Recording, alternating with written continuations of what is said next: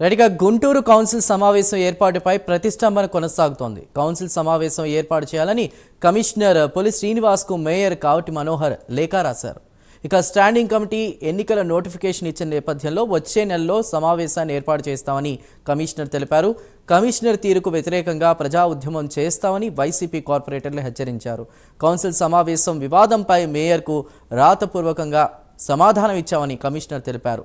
రాజకీయ పార్టీల మధ్య విభేదాలు తీసుకొచ్చేలా కమిషనర్ వ్యవహరిస్తున్నారని మేయర్ కావటి మనోహర్ నాయుడు ఆగ్రహం వ్యక్తం చేశారు. మరింత సమాచారాన్ని గుంటూరు నుండి ఫీల్డ్ రిపోర్ట్ ద్వారా మా ప్రతినిధి రవికృష్ణ అందిస్తారు. Ravikrishna, over to you. Banu, ఏదైతే గుంటూరు మున్సిపల్ కార్పొరేషన్కి సంబంధించి ఏదైతే ఈ సమావేశం ఉందో ఆ సమావేశాన్ని ఏర్పాటు చేయాలి, కౌన్సిల్ సమావేశం ఏర్పాటు చేయాలని చెప్పి ఒక పక్కన మేయర్ చెప్తూ ఉన్నారు. అయితే మాత్రం దానికి ఉన్నటువంటి పరిధులు దృష్ట్యా అదేవిధంగా కూడా అక్కడ జరుగుతున్నటువంటి కొంత ఎన్నికలు, స్టాండింగ్ కమిటీ ఎన్నికలు ఏవైతే ఉన్నాయో దానికి సంబంధించి నోటిఫికేషన్ విడుదలైనటువంటి సందర్భంగా కూడా ఇప్పుడల్లా ఏదైతే ఈ కౌన్సిల్ సమావేశం ఉంటుందో ఆ కౌన్సిల్ సమావేశం ఏర్పాటు చేయడం కుదరదు అని కమిషనర్ అయినటువంటి పులి శ్రీనివాస్ చెబుతున్నారు. ప్రధానంగా కూడా ఈ నెల 4వ తేదీన ఈ కౌన్సిల్ సమావేశం ఏర్పాటు చేయడం జరిగింది.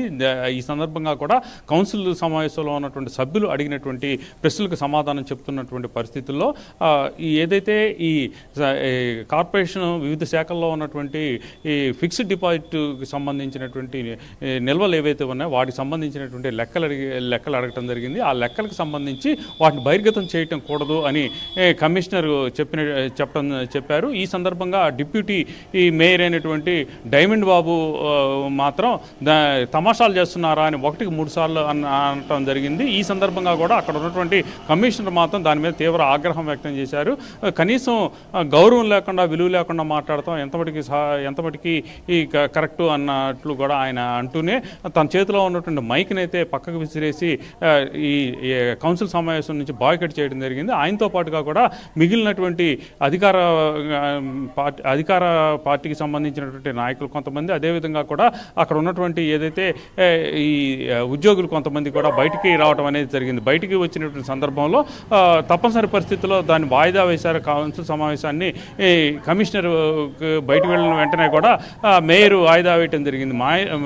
ఇలా వాయిదా వేసిన తర్వాత తిరిగి, అంటే ఒక సమావేశం అర్ధంతరంగా వాయిదా వేస్తే దాన్ని తిరిగి 3 రోజుల లోపల తిరిగి ఏర్పాటు చేయాల్సినటువంటి అక్కడ ఉన్నటువంటి రూల్స్ చెబుతున్నటువంటి పరిస్థితి. దీనికి సంబంధించి ఈ కమిషనర్కి లెటర్ రాశారు. లెటర్ రాసి సమావేశాన్ని ఏర్పాటు చేయాలని స్పందించకపోవడంతో కూడా ఆయనైతే మాత్రం ఈ నెల, అంటే ఈరోజు 17వ తేదీన కమిషన్ దీంట్లో కౌన్సిల్ సమావేశం ఏర్పాటు చేస్తున్నట్లుగా కూడా మేయర్ తనకు తాను సభ్యులకైతే తెలియజేసిన పరిస్థితి అయితే ఉంది. దీనికి రెస్పాండ్ అయినటువంటి ఎవరైతే కమిషనర్ ఉన్నారో కమిషనర్ మాత్రం ప్రజెంట్ అయితే స్టాండింగ్ కమిటీకి సంబంధించి ఎన్నికల ప్రక్రియ ప్రారంభమైంది, నోటిఫికేషన్ విడుదల చేశాము కాబట్టి ఈ నోటిఫికేషన్ విడుదల చేసిన సందర్భంగా కూడా ఈ ఎన్నికలు మొత్తం కంప్లీట్ అయిన తర్వాత మాత్రమే అక్కడ ఈ కౌన్సిల్ సమావేశాన్ని చేస్తాము అన్నటువంటి సందర్భంలో ఇక్కడ ఉన్నటువంటి వైసీపీకి సంబంధించినటువంటి నేతలు, అదేవిధంగా కూడా వైసీపీకి సంబంధించిన కార్పొరేటర్లు కూడా నిన్న ఒక ప్రైవేటు ఫంక్షన్ హాల్లో ఏర్పాటయ్యి పరిధులు మీరు ప్రవర్తిస్తున్నారు, అధికార పార్టీకి తొత్తుగా వ్యవహరిస్తున్నారు అంటూనే అసలు ఈ సమావేశాన్ని అర్ధాంతరంగా కూడా రద్దు చేయడానికి ప్రధాన కారణము బుడమేరు వాక్కి వరదలు వచ్చినటువంటి సందర్భంలో పెద్ద ఎత్తున అవినీతికి పాల్పడడం జరిగింది. ఈ అవినీతి ఏదైతే ఉందో అది మాత్రం 19,24,00,000 రూపాయలకు సంబంధించినటువంటి అవినీతి. దీనికి ప్రధాన కారణము కమిషనరు. కాబట్టి దీని మీద మేము క్వశ్చన్స్ అడుగుతామన్న ఉద్దేశంతోనే దానికి సంబంధించినటువంటి లెక్కలు బయటకు తీయమని అడుగుతానన్న సందర్భంలోనే ఆయన ఈ జరిగినటువంటి ఇన్సిడెంట్ని అవకాశంగా తీసుకొని బయటికి వెళ్ళిపోయాడు, బాయ్కట్ చేసి చెప్తూ ఉన్నారు. అలాగే ఆ బుడమేరు వాక్కి వరదలు వచ్చినటువంటి సందర్భంలో 78 లక్షల ఆహార పొట్లాలను అక్కడ ఉన్నటువంటి వరద బాధితులు ఎవరైతే ఉన్నారో వాళ్ళందరికీ కూడా పంచామని కమిషనర్ అయితే చెబుతున్నారు. దానికి సంబంధించి ఆయన అయితే మాత్రం కొన్ని లెక్కలను కూడా బహిర్గతం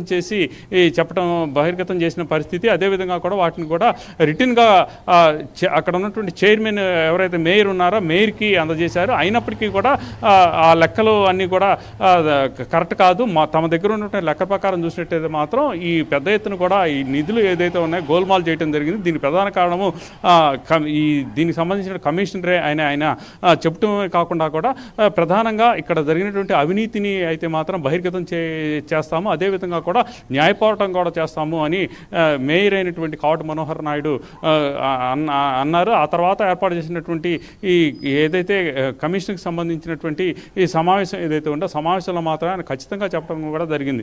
ఏదైతే స్టాండింగ్ కమిటీ ఎలక్షన్స్ ఉన్నాయి ఆ ప్రక్రియ కొనసాగుతున్నట్టు నేపథ్యంలోనే వాయిదా వేశాం. అదేవిధంగా కూడా వీళ్ళు అడిగినటువంటి బుడమేరుకి వరదలు వచ్చిన సందర్భంలో ఏదైతే 19.24 కోట్ల రూపాయలకు సంబంధించినటువంటి లెక్కలు అడిగారో ఆ లెక్కలకు సంబంధించినటువంటి పత్రాలన్నింటినీ కూడా పూర్తి స్థాయిలో కూడా వాళ్ళకి ఇచ్చాము. అయినప్పటికీ కూడా వాళ్ళు సాటిస్ఫై కాలేటువంటి పరిస్థితి. దీని వెనక పొలిటికల్గా వాళ్ళు ఏంటంటే స్ట్రెస్ చేస్తున్న పరిస్థితి అయితే ఉంది అని చెప్పారు. అదేవిధంగా కూడా దీనికి సంబంధించిన సమావేశానికి సంబంధించి ఇప్పుడల్లా జరగదు.